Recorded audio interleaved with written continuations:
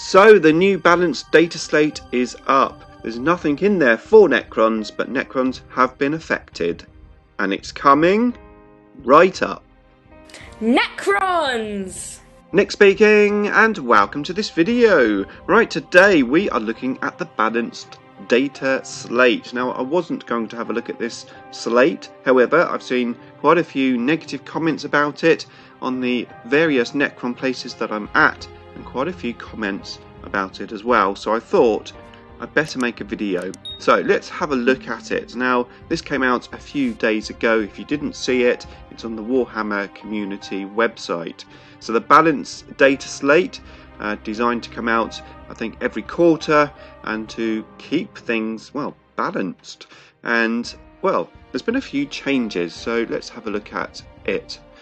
Now, the first change, which I saw, which I think most people are up in arms about, is the Armour of Contempt. So any model which has the Adeptus Stratus, the Sanctus Stratus, the Heretic Stratus, or the Adapter Sororitatis, Space Marines and Chaos Space Marines and Sisters of Battle, anything with basically power armour, when they are attacked, they reduce the armour penetration characteristic by 1. So, yeah. This means, of course, that if we are shooting, say, a Space Marine with a Gauss weapon, in particular Gauss Flare, as opposed to -1, you're going to be 0 AP.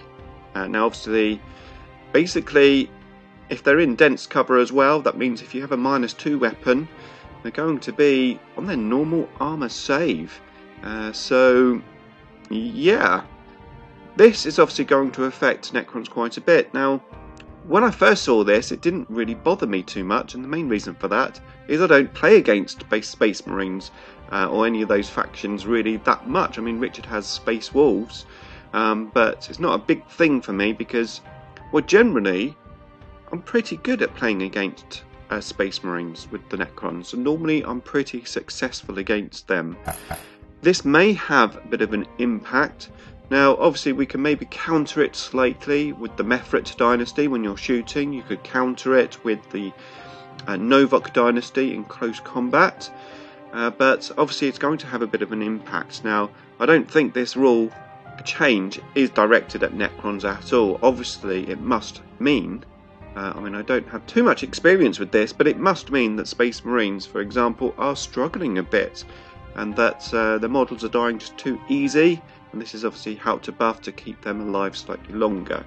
So I don't really sort of unwish that those units get it, because obviously they have it for a reason, but it obviously has had a side impact on the Necron army, which is obviously already way down the list of top tier armies. So I can see the frustration. Now, potentially, especially if you're looking at Immortals, it might actually be worth going to Tesla now if you're playing against Space Marines a lot. But honestly, I wouldn't change my army lists based on this ability that Space Marines get, unless you're playing Space Marines all the time. So if you're playing Space Marines all the time, you might want to make some adjustments. But if you're playing like an all-comers list where you're going to be facing all sorts of different armies, I wouldn't necessarily change my list based on this new updated rule. Now, the next ability to be nerfed, which again affects the Necrons, is the Bodyguard ability. So this in particular really is going to affect the Cryptothralls, who already took a massive hit with the new chapter approved edition. Now, I made a video about Cryptothralls, one of the best units in the Codex at the time, because they were great as a bodyguard, and also they could take secondary mission objectives very easily, being a small unit, easy to deep strike, and small platers get RND, they could do actions, etc.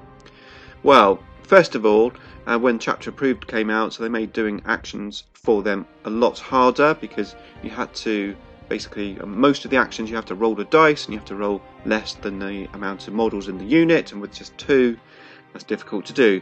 They could potentially do some stuff still, could be useful for some stuff, but primarily what we were using them for went away, and of course now with the new bodyguard rule, effectively they just get lookout sir on the character if they're in range of them. So now we cannot stop targeting from snipers, which is really annoying, and again it makes their effectiveness pretty much useless. So crypto thralls I think you probably won't see on the table much now, because there's not a real point to have them. I mean, okay, they could help a little, but I don't think you'll see them on the list anymore.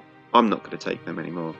Now, obviously this does affect other units like the Lich Guard, and of course one of the characters, Varguard, has this special rule as well. So yeah, quite a bit of an effect for us. Now of course it does on the flip side make death marks slightly better, but then every army that has snipers are going to fill that, and let's face it, death marks aren't really that great. I mean, they have some uses, potentially taking over from what crypto thralls used to do, although I think probably flayed ones might do that better, but yeah, that's I suppose a bonus, but not really a bonus, because well, every army gets it anyway. Now coming down, this was a very good one for me personally, because I play against orcs quite a lot, and that's the indirect fire weapons new rule, where effectively if a unit that can shoot without being able to see their target, they're going to be -1 to hit, and also the unit which is being hit will be at -1 to save, or +1 to save. So effectively I think it's being in dense cover, I think how they word it. But yeah, very useful, especially for me as I play against those buggies that don't need to see. And it's highly annoying when you have a table full of terrain to make it fair so that you don't get shot off the board turn 1. And now all of a sudden, those indirect fire weapons come in. Now obviously this is probably designed to actually nerf other armies rather than orcs, designed to nerf Beverly Tau, because they have some special rules, but they can do that, and potentially Tyrannid, with the bioforce, etc. So yeah, for me that was a good one. I'd like to see that, very useful. Obviously we have no indirect fire, so it's not going to affect us whatsoever. Now Astra Militarum got quite a nice update with their Hammer of the Emperor rule. Now I don't play against this army at all, but if you do, this could be something to watch out for, because they now have a special rule where any 6s automatically wound a target, and this potentially could affect some of our quantum shielding vehicles. So if you're playing them a lot and you've got vehicles, then watch out for that with their last cannons, just strength 3 last cannons, just automatically wounding our vehicles, negating our special rules. So that could be an issue. If you are playing them, probably won't want to take too many vehicles. Now obviously it is quite short ranged, but it's just something to bear in mind. And that's pretty much it for the updates that have directly affected us.